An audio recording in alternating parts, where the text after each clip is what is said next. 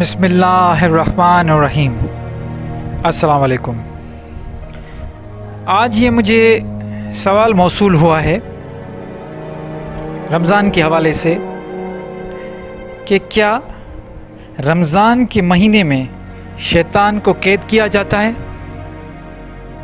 یہ ہم بچپن سے سنتے آ رہے ہیں اور ہمیں یہ بتایا گیا ہے مختلف روایتوں سے، مختلف کہانیوں سے، احادیثوں سے کہ جب یہ مقدس مہینہ رمضان کا اسٹارٹ ہوتا ہے تو شیطان کو قید کیا جاتا ہے، جبکہ یہ بات قرآن میں کس طرح سے بیان کی گئی ہے آج ہم اس پہ بات کریں گے۔ میں آپ کو یہ بتاؤں گا کہ قرآن میں اللہ تعالیٰ شیطان کے بارے میں کیا فرماتا ہے اور یہ جو بات ہے کہ اس کو رمضان کے مہینے میں قید کیا جاتا ہے اس میں کتنی صداقت ہے۔ تو سننے والوں، آج بڑا یہ امپورٹنٹ ہے کیونکہ یہ میں اکثر یہی کوشش کرتا ہوں کہ یہ جو کہانیاں بچپن سے نانی اماں کی آپ کو سنائی گئی ہیں ان کی تہہ تک پہنچیں۔ کہانیوں کے دو مقصد ہوتے ہیں، ہمیشہ یاد رکھیں۔ ایک مقصد یہ ہوتا ہے کہ کوئی بھی بچے کو کہانی سنا کے پھر اس میں اس کا ایک مورل آف سٹوری بتائی جاتی ہے کہ اس میں اس کا یہ ایک میسج کہانی کا یہ تھا، فلاں تھا۔ اور دوسرا کہانی بتانے کا مقصد یہ ہوتا ہے کہ کسی کو جھوٹی کہانی سنا کے گمراہ کیا جائے۔ ایک مقصد یہ ہوا کہ آپ کو کوئی کہانی بنا کے، فکشن اسٹوری بنا کے آپ کو کوئی میسج دیا جائے، اور دوسرا ایسی جھوٹی کہانی بنا کے آپ کو راستے سے بھٹکایا جائے۔ تو اس لیے یہ ضروری ہے کہ اس چیز کی پہچان ہونی چاہیے کہ روایتیں جتنی بھی ہمارے تک آئی ہیں ان روایتوں کا مقصد کیا ہے، بہکانا ہے، راستے سے ہٹانا ہے، یا کوئی میسج دینا ہے۔ تو یہ سوال جو مجھ سے پوچھا گیا ہے میں اس کا یہ جواب دوں گا۔ سب سے پہلے ہم یہ دیکھیں گے کہ شیطان کا جو تعارف قرآن میں آیا ہے وہ کیسے ہے۔ شیطان کو قرآن میں بتایا گیا ہے کہ اس کی جو تخلیق ہے وہ نار سے ہے، مطلب اس کی جو اللہ تعالیٰ نے انسان کو مٹی سے بنایا ہے تو شیطان کو آگ سے بنایا ہے، یہ تو کلیئر ہو گیا۔ اور دوسری بات، اس کو شیطان کہا گیا ہے قرآن میں، اور اصل اس کا جو نام ہے وہ ابلیس ہے۔ ابلیس کو بنایا گیا ہے آگ سے اور انسان کو بنایا گیا ہے مٹی سے۔ ایک تو یہ اس کی تخلیق ہو گئی۔ اس کے بعد اس کا تخلیق کے بعد دوسری جو اس کی انٹروڈکشن ہوتی ہے وہ ایسے ہے کہ اللہ تعالیٰ فرماتا ہے سورہ بقرہ میں کہ جب میں اس کی شکل بنا لوں، انسان کی صورت بنا لوں، اور جب اس میں اپنی روح پھونک دوں تو تم سب سجدے میں گر پڑنا۔ فرشتوں کو کہتا ہے اللہ، سب گر جاتے ہیں الا ابلیس، سوائے ابلیس کے۔ وہ ابلیس اس لیے سجدے میں نہیں جاتا۔ پھر اس کا ایک جو قرآن میں بتایا گیا ہے وہ یہ ہے۔ اچھا، میں کوئی بھی سٹوری قرآن سے باہر نہیں بتاؤں گا، قرآن کی ہی باتیں بتاؤں گا۔ قرآن میں یہ بتایا گیا ہے کہ اس نے کہا کہ میں اس سے بہتر ہوں انسان سے، اور مجھے پیدا کیا ہے آگ سے اور اس کو پیدا کیا مٹی سے، اس لیے میں اس کو سجدہ نہیں کروں گا۔ اور اس کے بعد اللہ تعالیٰ فرماتا ہے کہ ٹھیک ہے، تو نافرمان ہو گیا، تو نافرمان میں سے ہو گیا، اور وہ پھر مہلت مانگتا ہے۔ اب یہ امپورٹنٹ چیز ہے، ابلیس اللہ سے مہلت مانگتا ہے کہ مجھے مہلت دو قیامت تک۔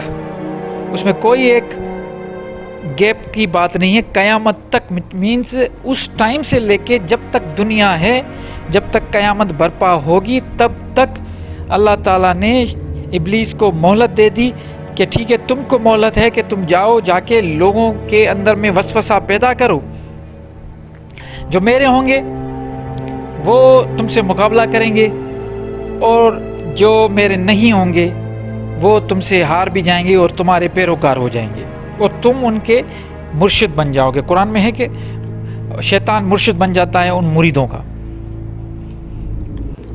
اب ابلیس اور شیطان پہ بھی میں نے ویڈیو بنائی تھی، یہ بھی میں آپ ذرا اس کو کلیئر کر دوں۔ ابلیس تو ایک ہو گیا، شیطان مطلب اس کی جو بھی فالوورس ہیں اس کو شیطان کہا جاتا ہے اور وہ خود ابلیس ہے۔ یہ بات کلیئر ہو گئی۔ اب جو میں نے آپ کو بتایا کہ قیامت تک مہلت دی ہوئی ہے، اس کا مطلب ہے کہ کوئی ایک مہینہ، ہر سال میں ایک مہینہ قید ہونا ایسی کوئی بات نہیں ہے، یہ جھوٹی روایت ہے، جھوٹی کہانیاں ہیں، ایسا کچھ بھی نہیں۔ اگر ایسا ہوتا تو یہ جو رمضان کا مہینہ شروع ہوتا ہے، اس مہینے میں سب کچھ ٹھیک ہو جاتا ہے، کیونکہ دنیا میں آج جتنی بھی برائیاں موجود ہیں یہ کہا جاتا ہے شیطان کی وجہ سے، اور آدم علیہ السلام کو بھی وہاں سے جنت سے جو نکالا گیا وہ بھی شیطان کی وجہ سے نکالا گیا۔ تو ساری برائیوں کی وجہ ہے شیطان، اور اگر رمضان میں شیطان قید ہوتا ہے تو اس کا مطلب یہ ہوا کہ وہ پورا مہینہ جب سے وہ قید ہو کے عید تک دنیا پوری سے یہ برائیاں ختم ہو جائیں، جبکہ رمضان کے نام سے جب بھی رمضان آتا ہے تو دنیا میں کیا ہو رہا ہے آپ دیکھ رہے ہو، بالکل الٹا کام چلتا ہے۔ لوگ روزہ رکھ کے ایک دوسرے سے لڑ رہے ہوتے ہیں، قیمتوں میں بہت زیادہ 100% دگنا اور پتہ نہیں کتنے % اضافہ ہو جاتا ہے۔ ذخیرہ اندوز اپنے فائدے اٹھانا شروع کر دیتے ہیں، رشوت کا بازار اور گرم ہو جاتا ہے۔ لوگ جب روزہ بھوک اور پیاس میں جب وہ ان کو فیل ہوتا ہے، ان کو یہ لگتا ہے کہ ہم نے روزے رکھے ہیں اور ہم نے ٹکٹ لے لیا اللہ کا اور اللہ کا فرما بردار بن گئے، اس کے بعد جنہوں نے روزہ نہیں رکھا ہوا ہوتا ہے، چاہے وہ مسلم ہو چاہے وہ غیر مسلم ہو، ان کو حقارت کی نظر سے دیکھا جاتا ہے۔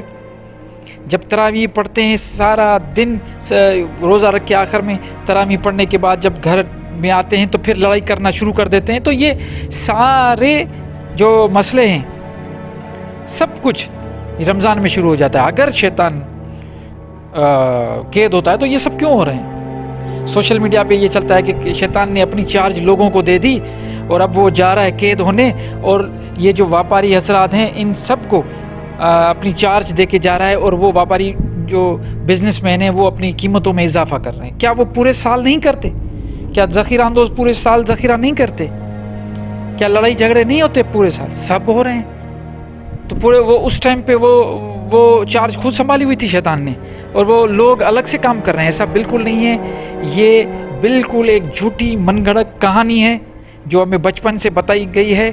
ایسا کچھ بھی نہیں کہ شیطان کو قید کیا جاتا ہے۔ شیطان کھلا ہے، شیطان آزاد گھوم رہا ہے، اس نے مہلت لی ہوئی ہے۔ یہ قرآن سے ثابت ہے، قرآن کی آیت میں لکھا ہوا ہے کہ مجھے مہلت دو قیامت تک۔ اس کا مطلب ہے کہ ایک منٹ کے ایک لمحے کے لیے بھی شیطان کوئی قید نہیں تھا، وہ کھلا ہے، اور وہ لوگوں کو، آپ کو، مجھے وسوسوں کے ذریعے بہکاتا رہے گا، پریشان کرتا رہے گا، غلط راہ دکھاتا رہے گا، تاکہ ہم اصل جو سیدھا ہدایت والا راستہ ہے جو قرآن میں موجود ہے اس سے ہم بھٹکیں اور اس کے پیروکار زیادہ بڑھتے جائیں بنسبت اللہ کے۔ امید کرتا ہوں آپ کو یہ کہانی جو آپ کو بتائی گئی ہے آج ضرور سمجھ میں آ گئی ہوگی، کیونکہ میں اس لیے یہ ساری باتیں اتنی کانفیڈنس سے کہتا ہوں اور پر اعتماد ہو کے اس لیے یہ ساری باتیں کرتا ہوں، کیونکہ دنیا میں سب سے بڑا مفتی قرآن ہے، اس کے بڑھ کر کوئی بھی نہیں۔